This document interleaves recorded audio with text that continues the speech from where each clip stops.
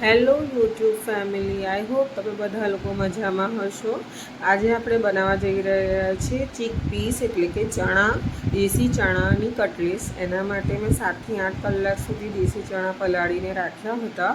તમે ઈચ્છો તો એને ઓવરનાઇટ પણ પલાળી શકો છો। તેને મેં લઈ લીધા છે કુકરની અંદર। હવે આપણે ચીકપીસ પલળી જાય, ચણા પલળી જાય એટલું આપણે પાણી લઈશું। એમાં મીઠું સ્વાદ અનુસાર નાખી અને તેને આપણે ગેસ કુકર બંધ કરી અને એને ગેસ ઉપર લઈ લઈશું। ગેસ ઉપર લીધા પછી આપણે એને 5 થી 7 સીટી વગાડવાની છે। 5 થી 7 સીટી થઈ જાય એટલે આપણે કુકર ખોલી અને ચેક કરીશું કે પહેલાં વરાળ કાઢી લઈ અને ચેક કરીશું કે આપણા ચણા બફાઈ ગયા છે કે નહીં। આવી રીતે તમારે ચણા જોઈ લેવાના છે દબાઈને, જેવી રીતે અહીંયા ગાડી હું જોઉં છું એવી રીતે 2 ચણા લઈ લેવાના, જોઈ લેવાના આપણા અહીંયા ચણા બરાબર બફાઈ ગયા છે। તો હવે આપણે એની અંદરથી પાણી કાઢી લઈશું। એના માટે મેં એક ગરણી લીધી છે, નીચે વાસણ મૂક્યું છે જેથી જે પાણી બધું નીચે નીકળી જાય અને ગરણીમાં બધા ચણા આપણા આવી જાય। ચણા અહીંયા ગાડી આપણે કાઢી લેવાનું કારણ એ કે આપણે એને ચણાને ઠંડા કરવાના છે। જ્યાં સુધી ચણા ઠંડા નહીં થાય ત્યાં સુધી આગળની પ્રોસેસ થઈ શકે તેમ નથી। જે રીતે આપણે તે ચમચો મારીશું તેથી કરીને ચણા બધા ઠંડા વહેલી તકે થઈ જાય અને આપણે એનું આગળની પ્રોસેસ કરી શકીએ। એના માટે મેં એક મિક્સિંગ બાઉલ લીધું છે। એની અંદર આપણે જે ઠંડા થઈ ગયેલા આપણા ચણા છે તેને લઈ લઈશું। હવે એને આપણે એક પેસ્ટ બનાવવાની છે, પણ એની ફાઇન પેસ્ટ કરવાની નથી, એને દરદરું જ રાખવાનું છે। આપણે એ ચણાને લઈ લીધા છે અને આવી રીતે એની ફાઇન પેસ્ટ તો મેં નથી કરી, પણ એને દરદરું રાખી છે, તમે અહીંયા ગાડી જોઈ શકો છો। એવી રીતે આપણે એને લઈ લઈશું, એક પ્લેટની અંદર કાઢી લઈશું। એમાં આપણે થોડા મસાલાઓ મિક્સ કરીશું, જેના કારણે આપણે આગળની પ્રોસેસ જે કટલેસ બનાવવાની છે એ કરી શકીએ।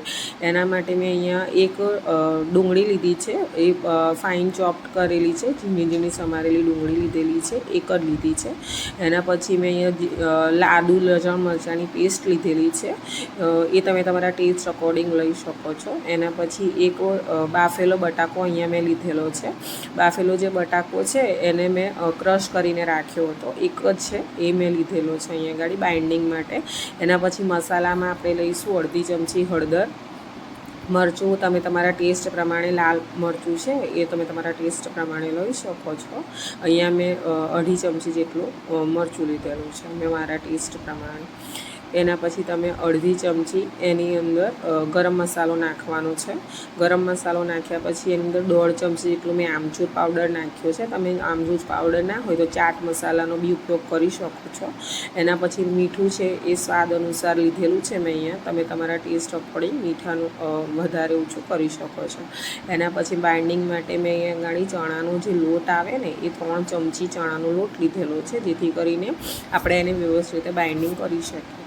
એના પછી મેં અહીંયા ધાણા લીધેલા છે। ધાણા તમે તમારા એઝ પર ટેસ્ટ અને એઝ પર રિક્વાયર્ડ તમારી રીતે તમે લઈ શકો છો।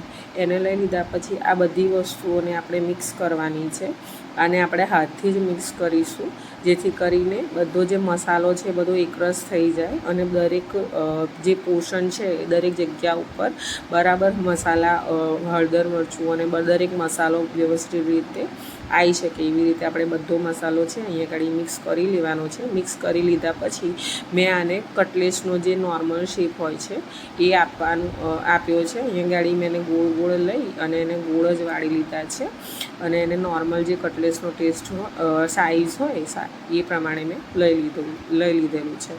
તમે ઈચ્છો તો તમારા પ્રમાણે તમે એને હાર્ટ શેપ પણ આપી શકો છો, કે મુઠિયા જેવો ટેસ્ટ, મુઠિયા જેવું સાઇઝ પણ તમે કરી શકો છો।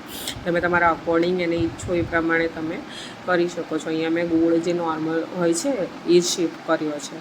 એ પ્રમાણે આપણા બધા અહીંયા ગાડી કટલેસ તૈયાર થઈ ગઈ છે। હવે આપણે એને શેકી લઈશું, તળી લઈશું। એના માટે મેં એક તવો લીધો છે, તવાની ઉપર મેં તેલ આ રીતે લગાવી દીધું છે। તવો ગરમ થાય એટલે આપણે આવી રીતે કટલેસ 1 બાય 1 બધી એની ઉપર મૂકી દઈશું, જેથી કરીને આપણે એને શેકી શકીએ, બરાબર તળી શકીએ। એના માટે આપણે એની આગળ લઈ લીધી છે।